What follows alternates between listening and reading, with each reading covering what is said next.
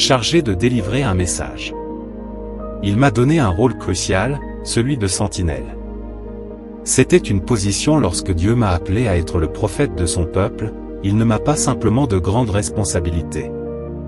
Une sentinelle n'est pas simplement un observateur passif. Elle est un gardien, un avertisseur, un témoin d'événements futurs qui doivent être annoncés avec une urgence divine. Dieu, dans sa sagesse infinie, savait que les Israélites, à cause de leur rébellion, ne prêteraient pas facilement attention à ces avertissements. Cependant, ma tâche était claire, je devais leur transmettre les paroles de Dieu, quel que soit le coût. Être une sentinelle signifie être au poste, rester vigilant, et ne jamais manquer un seul signe du danger imminent.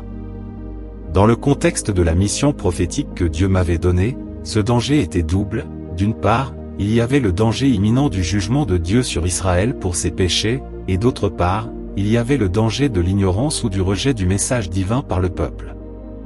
Dans Ézéchiel 33, Dieu m'a expliqué de manière très directe ce que cela signifiait. Il m'a dit, « Fils de l'homme, je t'ai placé comme sentinelle pour la maison d'Israël. Quand tu entendras une parole de ma bouche, tu les éviteras de ma part. » C'était un avertissement solennel. En tant que sentinelle, j'avais la responsabilité de faire passer le message de Dieu de manière claire, sans ambiguïté, et de prendre conscience que leur réponse serait, en fin de compte, entre leurs mains. Si je ne prévenais pas le peuple et qu'il venait à être puni pour ses péchés, Dieu tiendrait compte de ma négligence.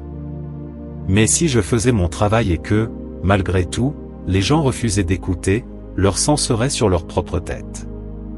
Leur rejet ne serait pas de ma faute. Mais Dieu ne me laissait pas dans l'incertitude. Il me disait clairement que, même si je portais un message de jugement, il était aussi empreint de miséricorde. En tant que sentinelle, il m'était demandé non seulement d'avertir du jugement, mais aussi de leur rappeler qu'ils avaient encore la possibilité de se détourner du mal et de revenir à lui.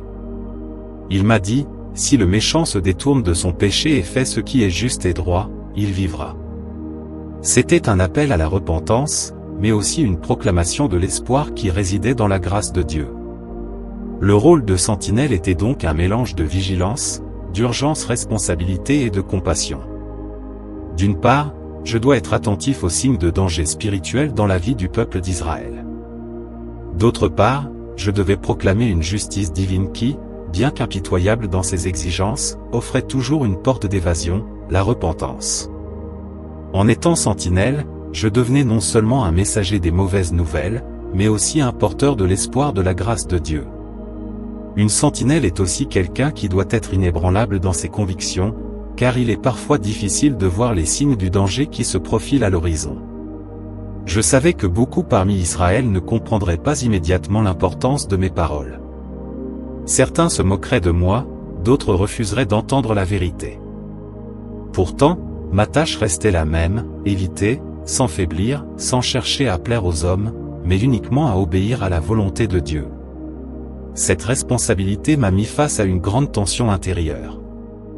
D'un côté, je devais annoncer le jugement qui allait s'abattre sur Israël à cause de ses péchés, mais de l'autre, je devais annoncer que Dieu, dans sa grande miséricorde, attendait que le peuple se repente. Cela me plaçait dans une position délicate. Je n'étais pas juste un prophète qui prêchait la destruction, mais un porteur de l'espoir d'une restauration possible. Même dans l'exil, même dans la dispersion, il y avait toujours cette promesse de retour, de renouveau. Être une sentinelle n'était pas une mission facile.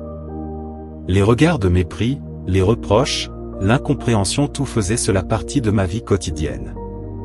Mais ce qui me donnait la force de continuer, jour après jour, c'était cette assurance intérieure que j'étais dans la volonté de Dieu, que je faisais ce qu'il m'avait demandé. Et même si le peuple n'écoutait pas, il savait que j'étais là pour délivrer son message. Je serais innocent de leur sang. Mais si j'échouais à les éviter, la responsabilité de leur sort serait mienne.